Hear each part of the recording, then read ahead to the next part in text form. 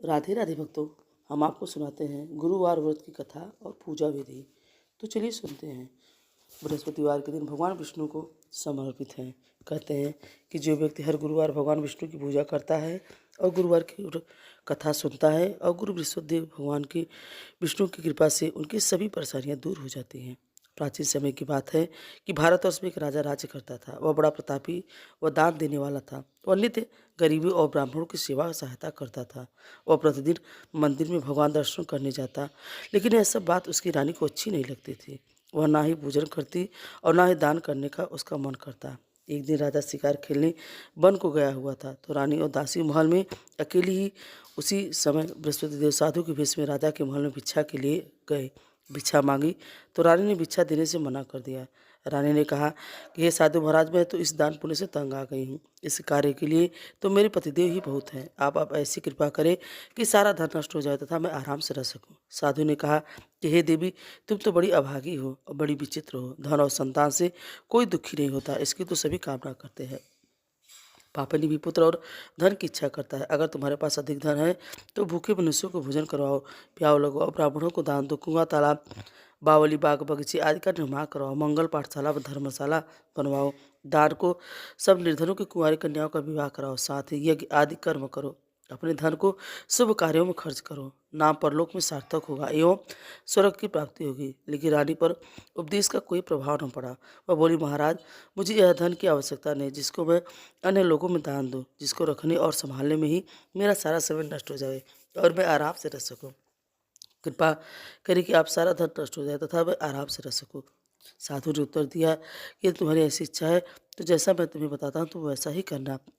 बृहस्पतिवार को घर को गोबर से लीपना, अपने केसों को पीली मिट्टी से धोना, राजा से कहना वह बृहस्पतिवार को यह हजामत बनवाए, भोजन में मांस मदिरा प्याज खाना और कपड़ा धोबी के धुलने को देना। ऐसा करने से 7 गुरुवार करने से तुम्हारा सारा धन नष्ट हो जाएगा।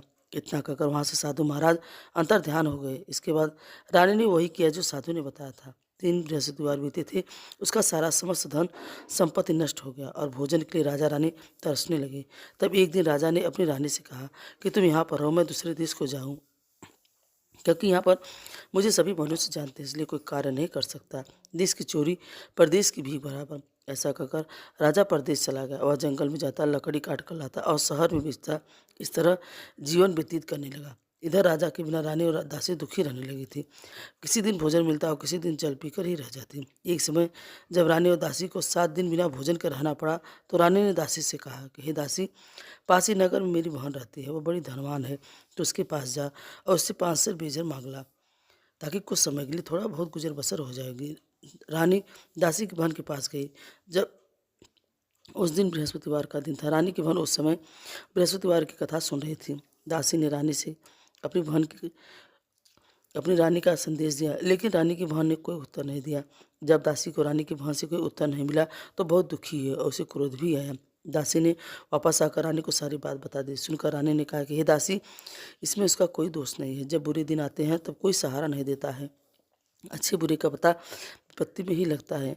जो ईश्वर की इच्छा होगी वही होगा। यह सब हमारे भाग्य का दोष है। यह सब कहकर रानी ने अपने भाग्य को कोसा। उधर रानी की बहन ने सोचा कि मेरी बहन की दासी आई थी, लेकिन मैं उससे नहीं बोली, इससे वह बहुत दुखी हुई होगी। कथा सुनकर और पूजन समाप्त करके वह अपनी बहन के घर आई और कहने लगी कि हे बहन, मैं बृहस्पतिवार का व्रत कर रही थी। दासी तुम्हारी दासी गई थी, लेकिन जब तक कथा होती है तब तक ना उठते हैं ना बोलते हैं, इसलिए मैं ना बोली। कहो दासी क्यों गई थी? रानी बोली, बहन, हमारे घर अनाज नहीं था। ऐसा कहते कहते रानी की आंखें भर आई। उसने दासी को ये समेत 7 दिन भूखा रहने की बात भी अपनी बहन को बता दी। इसलिए मैंने दासी को तुम्हारे पास से भेजल लेने के लिए भेजा था। रानी की बहन बोली, बहन देखो, बृहस्पतिदेव सभी की मनोकामना पूर्ण करते हैं। देखो, शायद तुम्हारे घर में अनाज रखा हो। पहले तो रानी को विश्वास नहीं हुआ, परंतु बहन के कहने के आग्रह पर उसने दासी को अंदर भेजा। दासी घर के अंदर गई तो वहाँ पर उसे एक बड़ा मेजर भरा मिला। उसे बड़ी हैरानी हुई। उसने बाहर आकर रानी को बताया। जब दासी रानी की कहने लगी, हे रानी, जब हमको भोजन नहीं मिलता तो हम रोज ही व्रत करते हैं, क्यों न इनसे व्रत की कथा और विधि पूछ ली जाए, उसे हम भी किया करें। दासी के कहने पर रानी ने अपनी बहन से पूछा कि बहन, बृहस्पतिवार के बारे में पूछा। बहन ने बताया कि बृहस्पतिवार के व्रत में चने की दाल, गुड़ और मुनक्का से विष्णु भगवान के केले के वृक्ष की जड़ में पूजन करें तथा दीपक जलावें और कथा सुने। इस दिन एक ही समय भोजन करें। भोजन में पीले खास पदार्थ का सेवन करें, इससे गुरु भगवान प्रसन्न होते हैं और अन्य पुत्र धन का वरदान देते हैं। साथ ही सभी मनोकामनाएं पूर्ण करते हैं। व्रत और पूजन की विधि बताकर रानी की मन अपने घर लौट आई। रानी और दासी का दोनों ने निश्चय किया कि बृहस्पतिदेव भगवान की पूजा जरूर करेंगी। 7 रोज बाद जब बृहस्पतिवार आया तो उन्होंने व्रत रखा और गौशाला में जाकर चना गुड़ बीन लाई तथा उसे की दाल से केले की जड़ तथा विष्णु भगवान का पूजन किया। अब पीला भोजन कहाँ से आए? दोनों बड़ी दुखी हुई, परंतु उन्होंने व्रत किया, इसलिए विष्णुदेव भगवान प्रसन्न हुए। एक साधारण व्यक्ति के रूप में 2 थालों में पीला भोजन लेकर आए और दासी को देकर बोले, हे दासी, यह भोजन तुम्हारे और तुम्हारी रानी के लिए है, इसे तुम दोनों ग्रहण करना। दासी भोजन पाकर बहुत प्रसन्न हुए। उसने रानी से कहा कि चलो रानी जी भोजन कर लो, परंतु रानी को भोजन आने के बारे में कुछ नहीं पता था, इसलिए उसे अपने दासी से कहा, दासी क्यों मेरी हंसी उड़ा रही है? तब दासी ने कहा कि एक व्यक्ति भोजन दे गया है। तो रानी बोली, तुम ही भोजन कर, क्योंकि वह व्यक्ति तेरे लिए भोजन दे गया है, तू ही भोजन कर। तब दासी ने कहा, वो व्यक्ति हम दोनों को 2 थालों में सुंदर पीला भोजन दे गया है, इसलिए मैं और आप दोनों ही साथ भोजन करेंगी। यह सुनकर रानी बहुत प्रसन्न हुई और दोनों ने गुरु भगवान को नमस्कार भोजन किया। उसके बाद से वे प्रत्येक बृहस्पतिवार को गुरु भगवान का व्रत और पूजन करने लगी। बृहस्पति भगवान के पास उनके पास धन हो गया, लेकिन रानी फिर पहले की तरह आलस्य करने लगी। तब दासी बोली, देखो रानी, तुम पहले भी इसी प्रकार आलस्य किया करते थे, तुम्हें धन रखने में कष्ट होता था, इस कारण सभी धन नष्ट हो गया। अब गुरु भगवान की कृपा से धन मिलता है तो तुम्हें आलस्य होता है। बड़ी मुसीबतों के बाद हमने यह धन पाया है, इसलिए हमें दान पुण्य करना चाहिए। अब तुम भूखे मनुष्यों को भोजन कराओ, प्याव लगाओ, ब्राह्मणों को दान दो, कुआं, तालाब, बाग, बावली आदि का निर्माण करवाओ, मंदिर, पाठशाला और धर्मशाला बनवाओ, दान दो, निर्धनों को, कुंवारी कन्याओं का विवाह कराओ, साथ ही यज्ञ आदि कर्म करो। अपने धन को सब कार्यों में खर्च करो, जिससे तुम्हें तुम्हारे कुल का यश बढ़ेगा और स्वर्ग की प्राप्ति होगी और पितर भी प्रसन्न होंगे। दासी की बात सुनकर रानी शुभ कर्म करने लगी, उसका यश फैलने लगा। एक दिन रानी और दासी आपस में विचार करने लगी कि न जाने राजा किस देश में होंगे और किस दशा में होंगे, उनकी कोई खोज खबर नहीं।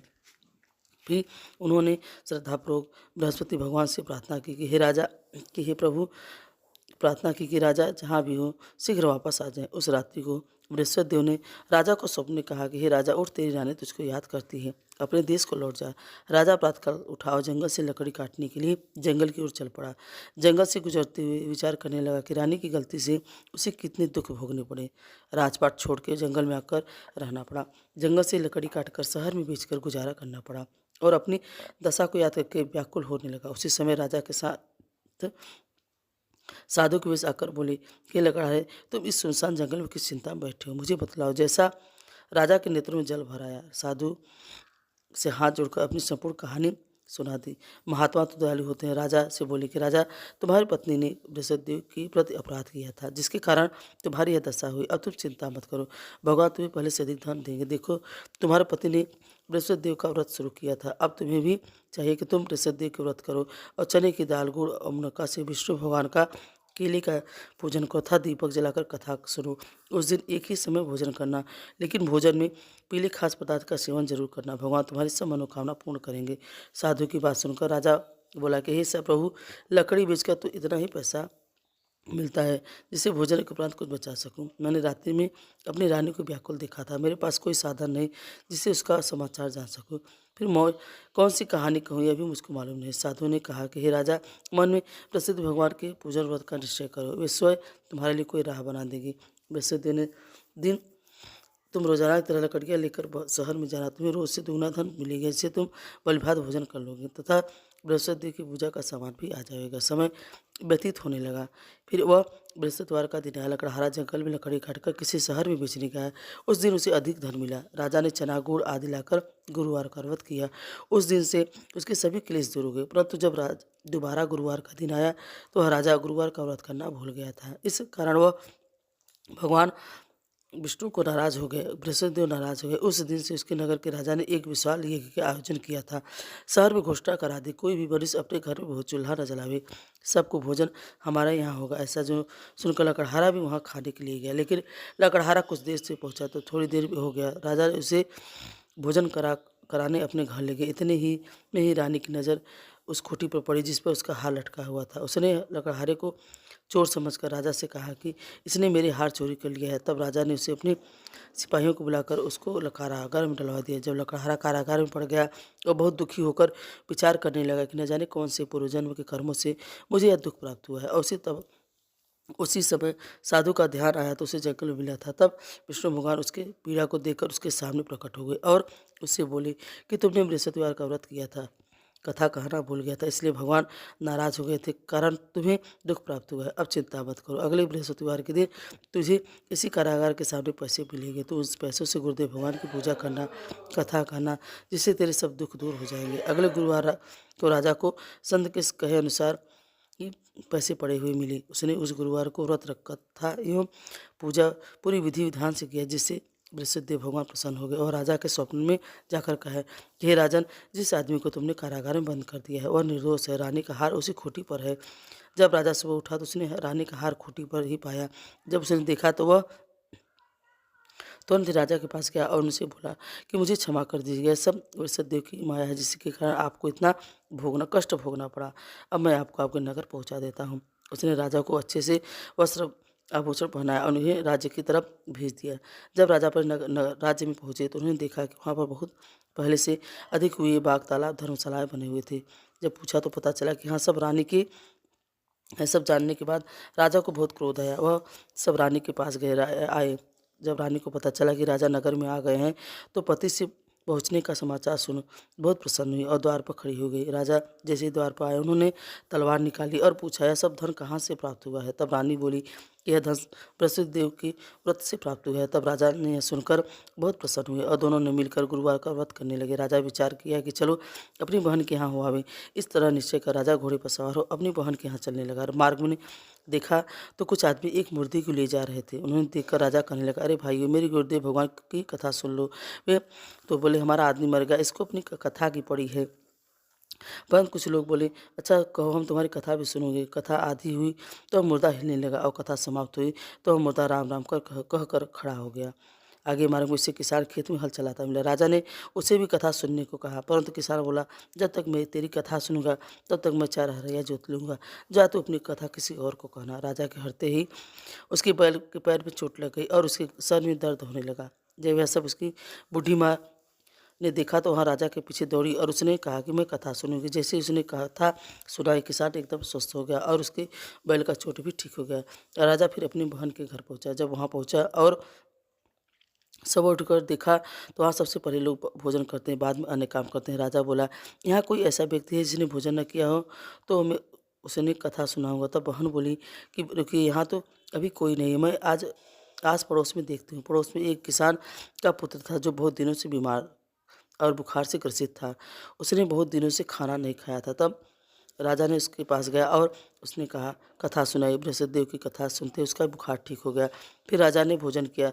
जब राजा का घर जाने लगा तो वह बहन से बोला कि बहन, बहुत तुम भी चलो। तब बहन की सास बोला कि तुम्हारी बहन तो जाएगी पर पोता नहीं जाएगा। तब राजा कहता है कि जब बहन जाएगी उसका लड़का नहीं जाएगा तो बहुत बहन जाकर क्या करेगी। राजा वहाँ दुखी मन से लौट आया। जब वह घर पहुँचा तो रानी ने पूछा कि आप दुखी क्यों हैं? तब राजा ने कहा कि बृहस्पति देव की कृपा से हमें धन संपत्ति सब प्राप्त है, लेकिन हमारा कोई पुत्र नहीं है जिससे हमारा वंश चले। तब रानी बोली कि तुम दुखी क्यों होते हो? जैसे ही बृहस्पति देव हमें इतना धन सब कुछ दिया हुआ, हमें पुत्र भी देंगे। कुछ समय बाद रानी गर्भवती हुई और उससे एक सुंदर पुत्र की प्राप्ति हुई। जब राजा की बहन को पता चला कि उनके घर पर पुत्र हुआ है तब वह घर आई बधाई लेकर। तब रानी बोली, घोड़ा चढ़कर तो नहीं आई? तो उसकी बहन बोली, अगर हम ऐसा नहीं कहते तो तुमको पुत्र की प्राप्ति कैसे होती? मन कर्म वचन से गुरुवार का व्रत करता है और कथा सुनता है, उसकी सारी मनोकामनाएं पूर्ण होती है। भक्तों, आपको यह कथा कैसी लगी? अगर आपको यह कथा अच्छी लगी हो तो हमें कमेंट में ज़रूर बताएं और ऐसी कथा सुनने के लिए हमारे इस चैनल को सब्सक्राइब और लाइक ज़रूर करें। राधे राधे।